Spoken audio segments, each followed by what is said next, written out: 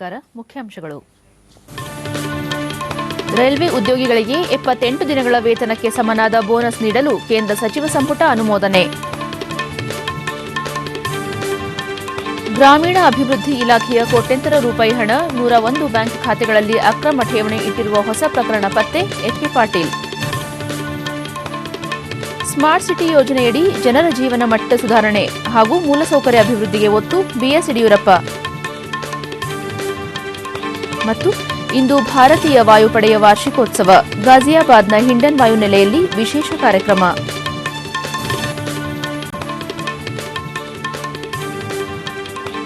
ವಾರ್ತೆಗಳ ವಿವರ. ರೈಲ್ವೆ ಉದ್ಯೋಗಿಗಳಿಗೆ ಉತ್ಪಾದಕತೆ ಆಧಾರಿತ ಬೋನಸ್ ನೀಡಲು ಕೇಂದ್ರ ಸಚಿವ ಸಂಪುಟ ಅನುಮೋದನೆ ನೀಡಿದೆ. ಇದು 78 ದಿನಗಳ ವೇತನಕ್ಕೆ ಸಮನಾಗಿರುತ್ತದೆ. ವಿದ್ಯುತ್ ಸಚಿವ ಪಿಯೂಷ್ ಗೋಯಲ್, ರೈಲ್ವೆಯ ಸುಮಾರು 12.58 ಲಕ್ಷ ಗ್ಯಾಜೆಟೆಡ್ ಅಲ್ಲದ ಉದ್ಯೋಗಿಗಳಿಗೆ ಒಟ್ಟು 1,030 ಕೋಟಿ ರೂಪಾಯಿ ಬೋನಸ್ ನೀಡಲಾಗುವುದು ಎಂದರು. ಮಹಾರಾಷ್ಟ್ರ, ಆಂಧ್ರಪ್ರದೇಶ ಮತ್ತು ಪಶ್ಚಿಮ ಬಂಗಾಳದಲ್ಲಿ ನೂತನ ಅಖಿಲ ಭಾರತ ವೈದ್ಯಕೀಯ ವಿಜ್ಞಾನ ಸಂಸ್ಥೆ ಸ್ಥಾಪನೆ ಹಾಗೂ ದೆಹಲಿಯ ಇಂಡಿಯಾ ಗೇಟ್ ಬಳಿ 500 ಕೋಟಿ ರೂಪಾಯಿ ವೆಚ್ಚದಲ್ಲಿ ರಾಷ್ಟ್ರೀಯ ಯುದ್ಧ ಸ್ಮಾರಕ ಮತ್ತು ವಸ್ತು ಸಂಗ್ರಹಾಲಯ ನಿರ್ಮಾಣಕ್ಕೆ ಸಂಪುಟ ಅಂಗೀಕಾರ ನೀಡಿದೆ. ಭೂ ಸಾರಿಗೆ ಮತ್ತು ಹೆದ್ದಾರಿ ಸಚಿವ ನಿತಿನ್ ಗಡ್ಕರಿ, ಕೃಷಿ ಉತ್ಪಾದಕತೆ ಹೆಚ್ಚಿಸಲು ವಿಶ್ವ ಬ್ಯಾಂಕ್ ಸಹಯೋಗದ 2,142 ಕೋಟಿ ರೂಪಾಯಿ ವೆಚ್ಚದ ನೀಲಾಂಚನ್ ರಾಷ್ಟ್ರೀಯ ಜಲಾನಯನ ಪ್ರದೇಶ ನಿರ್ವಹಣೆ ಯೋಜನೆಗೆ ಸಂಪುಟ ಅಂಗೀಕಾರ ನೀಡಿದೆ ಎಂದರು. कांसेप्ट ये है कि दौड़ने वाले पानी को चलने के लिए लगाओ, चलते हुए पानी को रोकने के लिए लगाओ और रुके हुए पानी को जमीन को पीने के लिए लगाओ. तो ये वाटरशेड प्रोग्राम में इतना अच्छा इम्पैक्ट है कि एक बड़ा प्रोजेक्ट करने के लिए हजारों करोड़ रुपए लगते हैं, जहाँ 10-12 करोड़ में नदी में ही हम लोग पानी रोकते हैं. तो उसके कारण आजू बाजू के क्षेत्र में 5 किलोमीटर 6 किलोमीटर के उसके रेडियस में पूरी वाटर लेवल बढ़ जाती है. ಇಮ್ಮಡಿ ತೆರಿಗೆ ಮತ್ತು ತೆರಿಗೆ ವಂಚನೆ ತಪ್ಪಿಸುವ ಸಲುವಾಗಿ ವಿಯೆಟ್ನಾಂ ಮತ್ತು ಇಸ್ರೇಲ್ ಜೊತೆಗಿನ ಒಡಂಬಡಿಕೆ ತಿದ್ದುಪಡಿಗೆ ಸಂಪುಟ ಅನುಮೋದನೆ ನೀಡಿದೆ. ಪ್ರಧಾನಿ ನರೇಂದ್ರ ಮೋದಿ ಈ ಬಾರಿಯ ಸ್ವಾತಂತ್ರ್ಯ ದಿನದ ಭಾಷಣದಲ್ಲಿ ಕೆಳ ಹಂತದ ಹುದ್ದೆಗಳ ನೇಮಕಾತಿಗೆ ಸಂದರ್ಶನ ರದ್ದುಪಡಿಸುವಂತೆ ಸಲಹೆ ನೀಡಿದ್ದ ಹಿನ್ನೆಲೆಯಲ್ಲಿ ಈ ಸಂಬಂಧ ಕೇಂದ್ರ ಸರ್ಕಾರ ರಾಜ್ಯಗಳಿಗೆ ಪತ್ರ ಬರೆದಿದೆ. ಕೇಂದ್ರ ಸಿಬ್ಬಂದಿ ಖಾತೆ ರಾಜ್ಯ ಸಚಿವ ಡಾ ಜಿತೇಂದ್ರ ಸಿಂಗ್ ಪ್ರಧಾನಿ ಅವರ ಸಲಹೆಯನ್ನು ಕಾರ್ಯಗತಗೊಳಿಸಲು ಕ್ರಮ ಕೈಗೊಳ್ಳುವಂತೆ ರಾಜ್ಯಗಳ ಮುಖ್ಯಮಂತ್ರಿಗಳನ್ನು ಕೋರಿದ್ದಾರೆ. ಆಧಾರ್ ಬಳಕೆಯನ್ನು ಪಡಿತರ ಪೂರೈಕೆಗೆ ಸೀಮಿತಗೊಳಿಸಿದ್ದ ಆಗಸ್ಟ್ 11ರ ತನ್ನ ಆದೇಶದಲ್ಲಿ ಮಾರ್ಪಾಡು ಮಾಡುವುದು ಈ ಹಂತದಲ್ಲಿ ಸಾಧ್ಯವಿಲ್ಲ ಎಂದು ಸುಪ್ರೀಂ ಕೋರ್ಟ್ ನಿನ್ನೆ ಹೇಳಿದೆ. ಇತರ ಯೋಜನೆಗಳಿಗೂ ಆಧಾರ್ ಕಾರ್ಡ್ನ ಸ್ವಯಂ ಪ್ರೇರಿತ ಬಳಕೆಗೆ ಅವಕಾಶ ನೀಡಬೇಕೆಂಬ ಆರ್ಬಿಐ, ಸೆಬಿ ಮತ್ತು ಇತರರ ಮನವಿಯನ್ನು ಸುಪ್ರೀಂ ಕೋರ್ಟ್ ವಿಸ್ತೃತ ಪೀಠಕ್ಕೆ ವರ್ಗಾಯಿಸಿದೆ.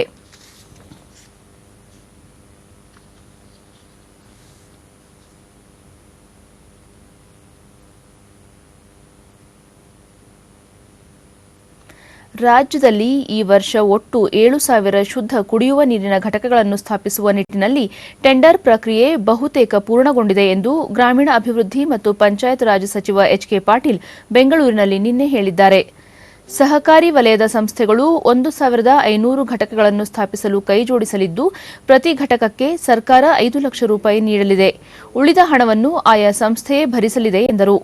ಇಲಾಖೆಯ ವಿವಿಧ ಯೋಜನೆಗಳಿಗೆ ಸಂಬಂಧಿಸಿದ 500 ಕೋಟಿ ರೂಪಾಯಿಗೂ ಹೆಚ್ಚು ಹಣವನ್ನು 101 ಬ್ಯಾಂಕ್ ಖಾತೆಗಳಲ್ಲಿ ಠೇವಣಿ ಇಟ್ಟಿರುವ ಹೊಸ ಪ್ರಕರಣ ಪತ್ತೆಯಾಗಿದ್ದು, ಇದಕ್ಕೆ ಕಾರಣರಾದವರನ್ನು ಪತ್ತೆ ಹಚ್ಚಿ ಈ ಬಗ್ಗೆ ವಿವರ ತಂಡ ರಚಿಸಲಾಗಿದೆ ಎಂದರು.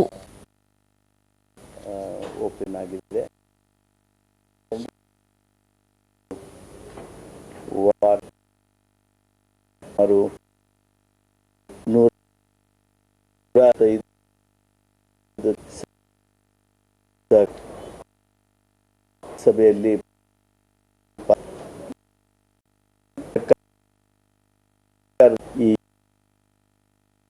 ಕೈ ಜೋಡಿಸಿ ವಿಷಯ ಠೇವಣಿ ಆಂದೋಲನವೇ ಭಾರಿ ಕೈಗಂಡೆ ಬೆಂಗಳೂರು ಫ್ರಾನ್ಸ್ ಅವರು ಬಹುರಾಷ್ಟ್ರೀಯ ಕಂಪನಿಗಳು ಎಲ್ಲ ಹವಾಮಾನ ಮತ್ತು ವೇದಿಕೆ ಒದಗಿಸಿವೆ.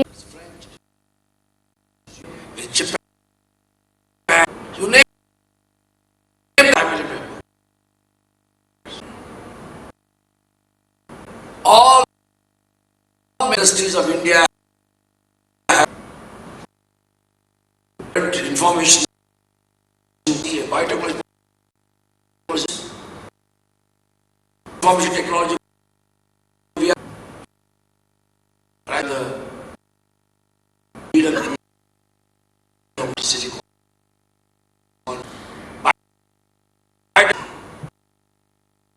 Sector today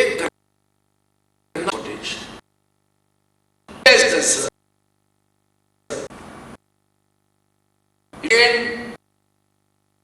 biggest economy 2030 the third economy global.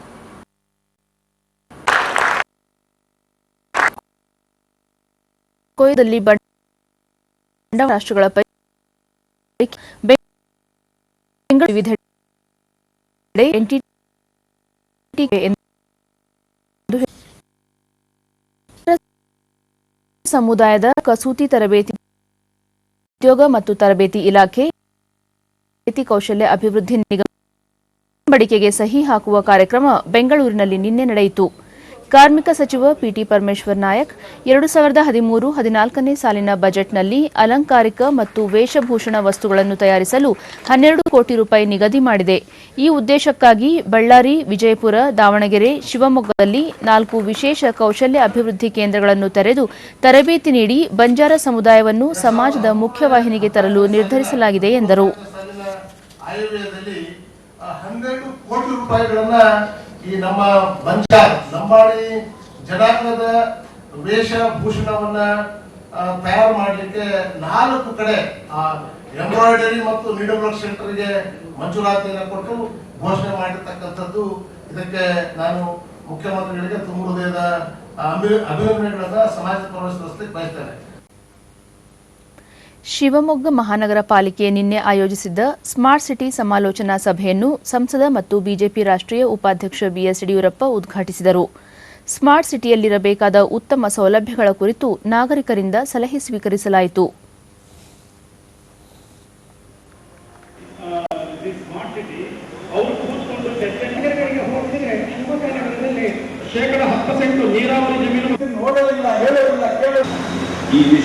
ಬಳಿಕ ಮಾತನಾಡಿದ ಬಿಎಸ್ ಯಡಿಯೂರಪ್ಪ, ಸ್ಮಾರ್ಟ್ ಸಿಟಿ ಅಭಿವೃದ್ಧಿಗೆ 5 ವರ್ಷಗಳ ಅವಧಿಯಲ್ಲಿ ಒಟ್ಟು 1,000 ಕೋಟಿ ರೂಪಾಯಿ ಅನುದಾನ ದೊರೆಯಲಿದ್ದು, ಜನರ ಜೀವನ ಮಟ್ಟ ಸುಧಾರಣೆ, ಮೂಲಸೌಕರ್ಯ ಅಭಿವೃದ್ಧಿಗೆ ಒತ್ತು ನೀಡಲಾಗುವುದು ಎಂದರು.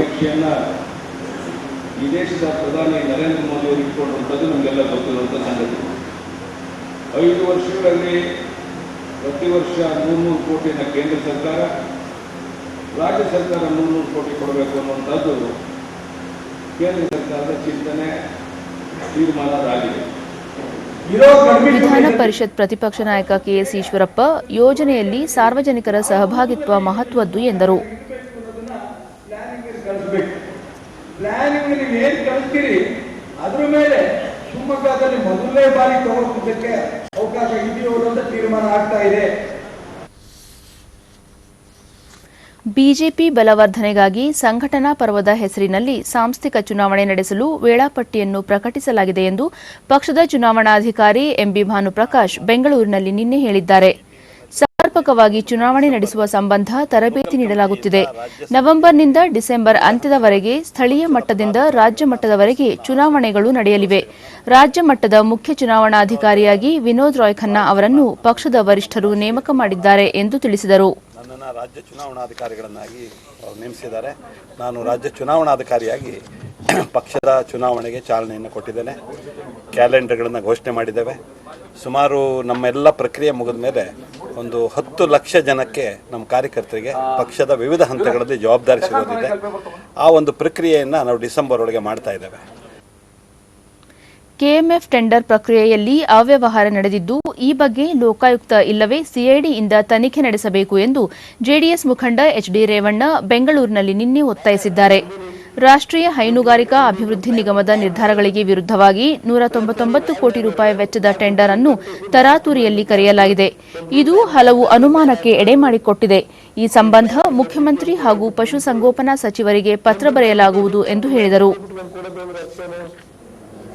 ಸಮಗ್ರ ತನಿಖೆ ನಾನು ಇದನ್ನ ಮುಖ್ಯಮಂತ್ರಿಗಳಿಗೂ ನಾನು ಪತ್ರ ಬರೀತಾ ಇದ್ದೀನಿ, ಸಹಕಾರಿ ಮಂತ್ರಿಗಳಿಗೂ ಪತ್ರ ಬರೀತಾ ಇದ್ದೀನಿ, ಪಶುಸಂಗೋಪನಾ ಇಲಾಖೆ ಅಡ್ಮಿನಿಸ್ಟ್ರೇಟಿವ್ ಡಿಪಾರ್ಟ್ಮೆಂಟ್ ಜಯಚಂದ್ರ ಅವರು ಲಾ ಮಿನಿಸ್ಟರ್ ಅವ್ರಿಗೂ ಪತ್ರ ಬರೀತಾ ಇದ್ದೀನಿ, ಸಂಬಂಧಪಟ್ಟಂತ ಕಾರ್ಯದರ್ಶಿಗೂ ಪತ್ರ ಬರೀತಾ ಇದ್ದೀನಿ. ಈ ಆದೇಶಗಳನ್ನೆಲ್ಲ ವಜಾ ಮಾಡಿ ತನಿಖೆ ನಡೆಸಬೇಕು. ಇವೆಲ್ಲ ಆದೇಶ ತನಿಖೆ ಮಾಡಿ ಲೋಕಾಯುಕ್ತದಿಂದಲಾರು ಮಾಡಿಸಿ, ಸಿಒಡಿಯಿಂದಲಾರು ಮಾಡಿಸಿ. ರೈತರು ಪಾಪ ಇವತ್ತು ಸಂಕಷ್ಟದಲ್ಲಿದೆ. ಪ್ರತಿಷ್ಠಿತ ಬಸವಶ್ರೀ ಪ್ರಶಸ್ತಿಯನ್ನು ಈ ಬಾರಿ ಖ್ಯಾತ ಸಂಶೋಧಕ ಡಾಕ್ಟರ್ ಎಂಎಂ ಕಲಬುರ್ಗಿ ಅವರಿಗೆ ಮರಣೋತ್ತರವಾಗಿ ನೀಡಲಾಗುವುದು ಎಂದು ಚಿತ್ರದುರ್ಗ ಮುರುಘಾ ಮಠದ ಡಾಕ್ಟರ್ ಶಿವಮೂರ್ತಿ ಮುರುಘಾ ಶರಣರು ತಿಳಿಸಿದ್ದಾರೆ. ಚಿತ್ರದುರ್ಗದಲ್ಲಿ ನಿನ್ನೆ ಮಾತನಾಡಿ, ಈ ತಿಂಗಳ 22ರಂದು ನಡೆಯುವ ಶರಣ ಸಂಸ್ಕೃತಿ ಉತ್ಸವದಲ್ಲಿ ಡಾಕ್ಟರ್ ಕಲಬುರ್ಗಿ ಅವರ ಕುಟುಂಬಕ್ಕೆ ಪ್ರಶಸ್ತಿ ಪ್ರದಾನ ಮಾಡಲಾಗುವುದು ಎಂದರು. ಅವರು ಅದ್ವಿತೀಯವಾಗಿರುವಂತಹ ಸಾಧನೆಯನ್ನು ಮಾಡಿದ್ದಾರೆ. ಒಂದು ತತ್ವಕ್ಕೋಸ್ಕರವಾಗಿ, ಸಿದ್ಧಾಂತಕ್ಕೋಸ್ಕರವಾಗಿ ಜೀವ ತೆತ್ತಂತಹ ಮಹಾನ್ ಜೀವ. ಅವರ ಇಡೀ ಒಂದು ಲೈಫ್ ಅಚೀವ್ಮೆಂಟ್, ಬದುಕಿನ ಒಂದು ಸಾಧನೆಯನ್ನು ಕಂಡುಬಿಟ್ಟು ನಮ್ಮ ಶ್ರೀಮಠ, ವಿದ್ಯಾಪೀಠ, ನಮ್ಮ ಸಮಾಜ, ಎಲ್ಲ ಸಂಘಟನೆಗಳು, ಜೊತೆಗಿರ್ತಕ್ಕಂಥ ಎಲ್ಲ ಸಂಘಟನೆಗಳು ಸೇರಿ ಅವರಿಗೆ ಈ ಸಾರಿ ನಾವುಗಳು ಬಸವಶ್ರೀ ಪ್ರಶಸ್ತಿಯನ್ನು ಕೊಡಲಾಗ್ತಾರೆ. 2015ರ ರಾಸಾಯನಿಕ ಶಾಸ್ತ್ರದ ಪ್ರತಿಷ್ಠಿತ ನೊಬೆಲ್ ಪ್ರಶಸ್ತಿ ಗೌರವಕ್ಕೆ 3 ವಿಜ್ಞಾನಿಗಳಾದ ಸ್ವೀಡನ್ನ ಥಾಮಸ್ ಲಿಂಡಾಲ್, ಅಮೆರಿಕದ ಪೌಲ್ ಮಾಡ್ರಿಚ್ ಮತ್ತು ಟರ್ಕಿ ಸಂಜಾತ ಅಜೀಜ್ ಸನ್ಕಾರ್ ಆಯ್ಕೆಯಾಗಿದ್ದಾರೆ. ಡಿಎನ್ಎ ದುರಸ್ತಿ ಕುರಿತ ಯಂತ್ರ ಸಿದ್ಧಾಂತಕ್ಕೆ ಅನುಗುಣವಾದ ಅಧ್ಯಯನಕ್ಕಾಗಿ ಈ ವಿಜ್ಞಾನಿಗಳನ್ನು ನೊಬೆಲ್ ಪ್ರಶಸ್ತಿಗಾಗಿ ಆಯ್ಕೆ ಮಾಡಲಾಗಿದೆ. ಇಂದು ಭಾರತೀಯ ವಾಯುಪಡೆಯ 83ನೇ ವಾರ್ಷಿಕೋತ್ಸವ.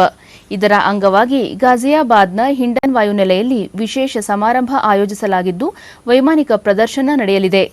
ಯುದ್ಧ ಮಾತ್ರವಲ್ಲದೆ ವಿವಿಧ ಪ್ರಾಕೃತಿಕ ವಿಕೋಪಗಳ ಸಂದರ್ಭಗಳಲ್ಲೂ ವಾಯುಪಡೆಯ ಅಪ್ರತಿಮ ಸೇವೆಯನ್ನು ಈ ಸಂದರ್ಭದಲ್ಲಿ ಸ್ಮರಿಸಲಾಗುತ್ತಿದೆ.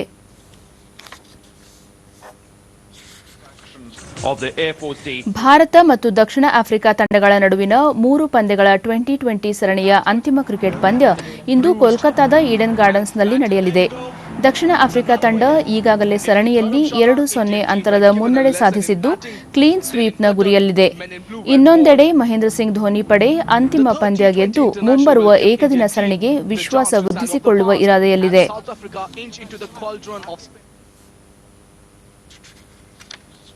ಈಗ ಇಂದಿನ ಪತ್ರಿಕೆಗಳ ಇಣುಕು ನೋಟ. ದಿಲ್ಲಿಯಲ್ಲಿ 500 ಕೋಟಿಯ ರಾಷ್ಟ್ರೀಯ ಯುದ್ಧ ಸ್ಮಾರಕ, ಸ್ವತಂತ್ರ ಭಾರತದ ಪ್ರಪ್ರಥಮ ಯುದ್ಧ ಸ್ಮಾರಕಕ್ಕೆ ಕೇಂದ್ರ ಅಸ್ತು. ಇಂಡಿಯಾ ಗೇಟ್ ಬಳಿಯ ಪ್ರಿನ್ಸೆಸ್ ಪಾರ್ಕ್ನಲ್ಲಿ ನಿರ್ಮಾಣ. ಭೂಸ್ವಾಧೀನ, ರಾಜ್ಯದಲ್ಲಿ ಇನ್ನು 2013ರ ಕಾಯ್ದೆ ಅಳವಡಿಕೆ. ಅಂತೂ ಬಂತು ರಾಹುಲ್ ಭೇಟಿ ಭಾಗ್ಯ. 2 ದಿನ ರಾಜ್ಯದಲ್ಲಿ ಎಐಸಿಸಿ ಉಪಾಧ್ಯಕ್ಷರ ಪ್ರವಾಸ, ನೊಂದ ರೈತ ಕುಟುಂಬಗಳಿಗೆ ಸಾಂತ್ವನ. ಬಂಗಾಳ ಕೊಲ್ಲಿಯಲ್ಲಿ ವಾಯುಭಾರ ಕುಸಿತ, ರಾಜ್ಯದಲ್ಲಿ ಇನ್ನೂ 3 ದಿನ ಮಳೆ. ಇವು ಇಂದಿನ ಪತ್ರಿಕೆಗಳ ಪ್ರಮುಖ ಸುದ್ದಿ. ಉಳಿದಂತೆ ಪರಧರ್ಮ ಸಹಿಷ್ಣುತೆಗೆ ಧಕ್ಕೆ ಬೇಡ, ರಾಷ್ಟ್ರಪತಿ. ಆರೋಗ್ಯ ವಿಶ್ವವಿದ್ಯಾಲಯ ಕಟ್ಟಡಕ್ಕೆ 500 ಕೋಟಿ, ಮುಖ್ಯಮಂತ್ರಿ ನೇತೃತ್ವದ ಸಭೆ ನಿರ್ಧಾರ. ಡಿಎನ್ಎ ರಿಪೇರಿ, ನೊಬೆಲ್ ಗರಿ, 3 ಸಾಧಕರಿಗೆ ರಾಸಾಯನಶಾಸ್ತ್ರ ನೊಬೆಲ್ ಪುರಸ್ಕಾರ. ಕ್ಲೀನ್ ಸ್ವೀಪ್ ದಿಗಿಲು, ಈಡನ್ ಗಾರ್ಡನ್ನಲ್ಲಿ ಇಂದು ಅಂತಿಮ T20, ಡ್ಯೂಪ್ಲೆಸಿಸ್ ಪಡೆಗೆ ವೈಟ್ ವಾಶ್ ತವಕ. ಬಂಗಾಳ ಕದನಕ್ಕೆ ಕರ್ನಾಟಕ ಸನ್ನದ್ಧ, ಇಂದಿನಿಂದ ವಿನಯ್ ಪಡೆಗೆ 2ನೇ ಸವಾಲು. ಮೊದಲ ಜಯದ ತವಕದಲ್ಲಿ ಹಾಲಿ ಚಾಂಪಿಯನ್ಸ್.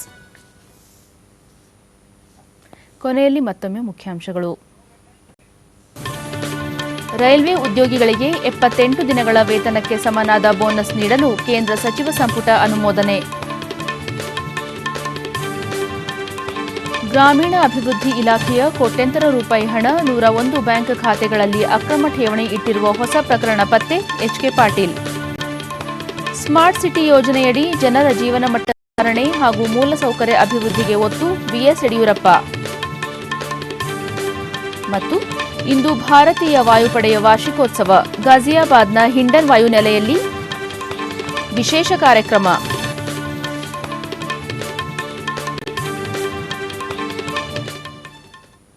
ನಮ್ಮ ಮುಂದಿನ ವಾರ್ತಾ ಪ್ರಸಾರ ಮಧ್ಯಾಹ್ನ 1 ಗಂಟೆಗೆ ಚಂದನದಲ್ಲಿ. ನಮಸ್ಕಾರ.